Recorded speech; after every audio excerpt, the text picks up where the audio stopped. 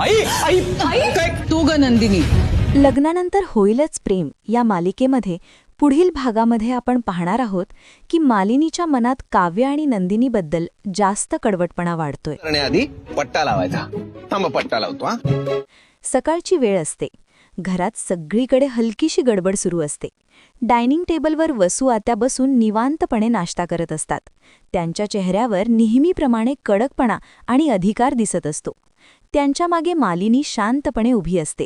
तिच्या चेहऱ्यावर थोडासा थकवा आणि चिंतेची छाया स्पष्ट दिसत असते, पण ती काही बोलत नाही.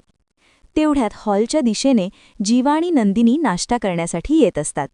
दोघेही काहीतरी हलक्या-फुलक्या गप्पांमध्ये गुंतलेले असतात, पण अचानक त्यांची नजर मालिनीवर जाते आणि ते दोघेही थांबून जातात. मालिनीला अचानक चक्कर येते. तिचा तोल जाऊ लागतो. हे पाहून जीवा घाबरतो आणि जोरात ओरडतो, "आई!"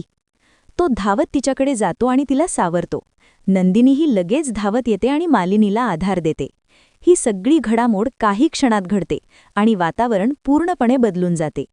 वसुआत्या लगेच उठतात आणि त्यांच्या नेहमीच्या कडक आवाजात म्हणतात, "काय ग नंदिनी, कुठे गेली होतीस ओंडारायला? पाहतेस का तुझ्या सासूची काय अवस्था झालीये ती?" वसुआत्यांच्या या शब्दांनी नंदिनीला खूप वाईट वाटतं. ती आधीच घाबरलेली असते आणि आता या आरोपांमुळे तिच्यावर आणखी ताण येतो. जीवा देखील थोडा चिडतो, पण तो सध्या आईची काळजी घेण्यात गुंतलेला असतो. नंदिनी लगेच विचारते, "काव्या नाही का इथे?" कारण अशावेळी काव्या नेहमी मदतीला धावत येते, पण आज काव्या कुठेच दिसत नाही. जीवा तिच्या जवळ बसून विचारतो, "आई, तुला काय झालंय? ठीक आहेस ना?" मालिनी हलक्या आवाजात म्हणते, "मला काही नाही रे, फक्त थोडी चक्कर आली." पण जीवालाही समजतं की ही साधी चक्कर नाही. नंदिनी लगेच पाणी आणते आणि मालिनीला देते. ती खूप काळजीपूर्वक तिची सेवा करत असते. वसुआत्या मात्र अजूनही नंदिनीवर टोमणे मारत असतात. त्या म्हणतात, "ही घरात लक्ष देणार नाही तर असंच होणार. सगळं माझ्यावरच आलंय." नंदिनीला हे ऐकून खूप वाईट वाटतं, पण ती काही बोलत नाही, कारण तिच्यासाठी सध्या मालिनीची तब्येत महत्वाची असते. हे सगळं चालू असताना काव्या कुठे आहे याबद्दल सगळ्यांच्या मनात प्रश्न निर्माण होतो. नंदिनी पुन्हा एकदा विचारते, "काव्या खरंच कुठे गेली आहे?" वसुआत्या थोड्या संशयाने म्हणतात, "माहीत नाही. सकाळपासून दिसलीच नाही. काहीतरी गडबड आहे." याच क्षणी मालिकेत एक सस्पेन्स तयार होतो. काव्याचं अचानक गायब होणं आणि त्याचवेळी मालिनीची तब्येत बिघडणं, या दोन गोष्टी एकमेकांशी संबंधित आहेत का? हा प्रश्न प्रेक्षकांच्या मनात निर्माण होतो. दुसऱ्या सीनमध्ये काव्यालाच 4 व्हीलर कार शिकायची असते. ती पार्थला म्हणते, "देशमुख खरंच शिकवणार ना मला गाडी?" ती थोड्या संशयाने विचारते. पार्थ हसत म्हणतो, "अगं हो, पण आधी तुझी भीती काढून टाक. गाडी नाही खाणार तुला." काव्या थोडी नाराज होऊन त्याच्याकडे बघते. "मस्करी नको, मला खरंच शिकायचंय." "मग चल." पार्थ किल्ली फिरवत गाडीच्या दिशेने चालू लागतो. दोघेही हळूहळू गाडीपाशी येतात. सकाळचा तो क्षण दोघांच्याही मनात काहीतरी वेगळंच चाललेलं असतं. पार्थ गाडीचा दरवाजा उघडतो. "मॅडम, आजपासून तुमचा ड्रायव्हिंग क्लास सुरू." काव्या हलकसं हसते आणि ड्रायव्हिंग सीटवर जाऊन बसते. तिचे हात थोडेसे थरथरत असतात. "हे सगळं माझ्याकडून होईल ना?"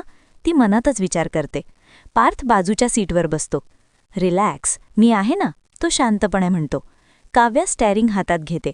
तिच्या डोळ्यांमध्ये थोडी भीती आणि थोडं एक्साइटमेंट असतं. ती इथे तिथे बघत असते. क्लच, ब्रेक, गिअर सगळं तिला नवीन वाटत असतं. इतक्यात पार्थ थोडा गंभीर होतो. "काव्या?" ती त्याच्याकडे बघते. "काय?" "सीट बेल्ट," तो शांतपणे म्हणतो. काव्या गोंधळते.